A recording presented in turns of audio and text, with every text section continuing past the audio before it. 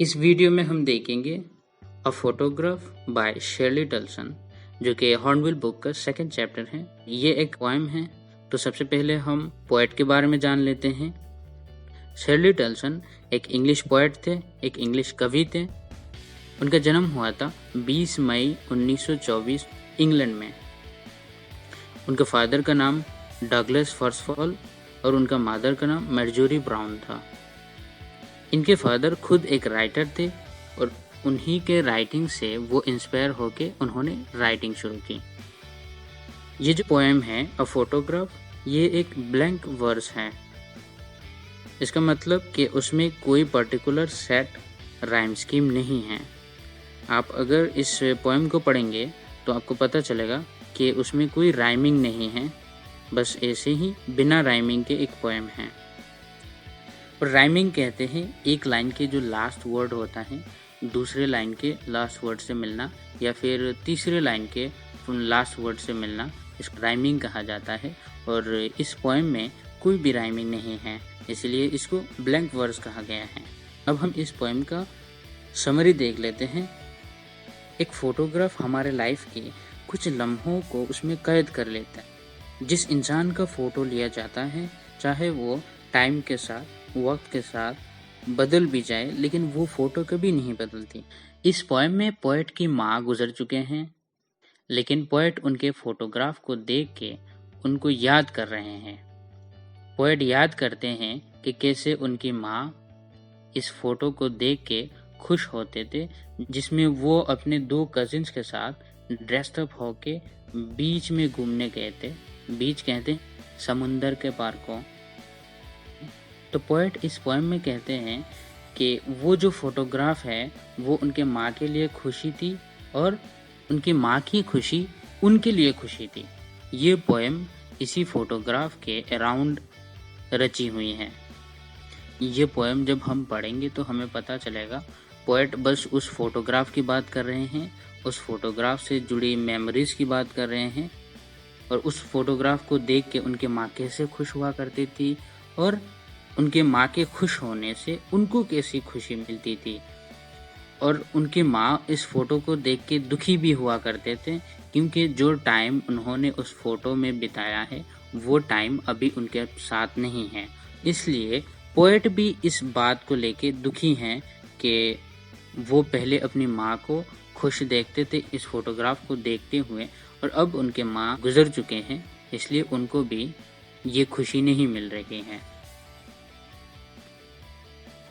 आइए इस पोएम का लाइन बाय लाइन एक्सप्लेनेशन शुरू करते हैं। The cardboard shows me how it was when the 2 girl cousins went peddling, each one holding one of my mother's hand. She, the big girl, some 12 years or so. जब cardboard यानी photo frame, cardboard कहते हैं photo frame को, मुझे दिखाता है कि वो कैसे थे।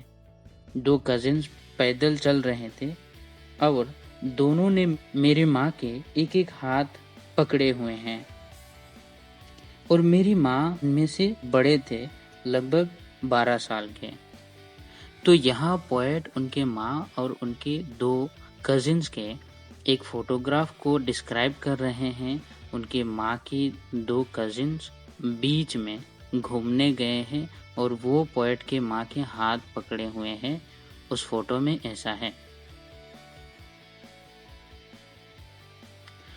All 3 stood still to smile through their hair at the uncle with the camera.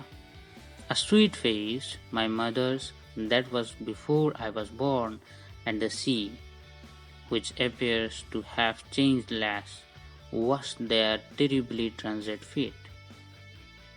वो तीनों यानी पोएट के माँ और पोएट के माँ के 2 कजिन्स एकदम शांत खड़े थे, अपने बालों के बीच में से मुस्कुरा रहे थे उनके अंकल पर, जो कैमरा के साथ थे। मेरी माँ की फेस कितनी स्वीट थी। मेरी माँ की यानी पोएट अपने माँ की फेस की तारीफ कर रहे हैं, कितने वो स्वीट दिख रहे थे। और ये जो वाकया है ये उनके जन्म से पहले हुआ था। और समंदर जिसमें अब इतना चेंज नहीं आया, वो समंदर उनके माँ और उनके कजिन्स के पैरों को धो रही थी। इन लाइंस में भी पोएट ने उस फोटो को डिस्क्राइब करते हुए कहते हैं कि उनके माँ और उनके कजिन्स उस फोटो में उनके अंकल के तरफ देख के मुस्कुरा रहे थे, जो अंकल कैमरा लेके उधर खड़े थे, और समंदर की पानी आते जाते उनके पैरों को धो के जा रही थी। और ये जो इवेंट है, ये जो वाकया है, ये उनके जन्म से पहले ही का है, क्योंकि फर्स्ट स्टैंजा से ये बात पता चला है कि उनके माँ की उम्र लगभग 12 साल ही थे। Some 20-30 years later, she would love at the snapshot, see Betty and Dolly, she would say, and look how they dress for the beach. The sea holiday. उस फोटो के खींचने के 30-40 साल बाद वो उनको देख के हंसते थे और ये कहते थे कि देखो बेटी बीच में जाने के लिए। अब पोएट उनकी माँ के बचपन से डायरेक्ट मिडिल एज में शिफ्ट करके याद कर रहे हैं कि उनकी माँ कैसे फोटो को देख के खुश होते थे और उनके कजिन्स बेटी और डॉली के कपड़े पे कमेंट करते थे। The sea holiday was her past, mine is her laughter, both ray with the laboured ease of loss. वो सी हॉलिडे उनकी पास्ट थी, यानी वो सी हॉलिडे जिस पर उनके माँ गए थे और वो फोटोग्राफ खींचा गया था, वो उनकी अतीत थी। और वो 30-40 साल बाद जो उस फोटो को देख के हंसते थे, ये पोएट की अतीत हैं, क्योंकि उनकी माँ अब जिंदा नहीं है और इसलिए वो उस बात को याद करके now she has been dead nearly as many years as that girl lived, and of this circumstance there is nothing to say at all. It's silence, silence.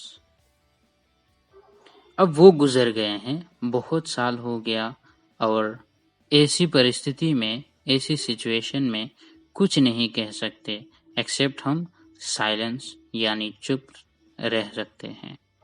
तो पोएट की माँ गुजर चुके हैं, इसका पोएट को बहुत दुख है और ऐसी सिचुएशन में पोएट कुछ कह नहीं पा रहे हैं, वो बस चुपचाप उस दुख को सह रहे हैं, जैसे उनकी माँ अपने गुजरे हुए पल को याद करके चुपचाप सह जाते थे।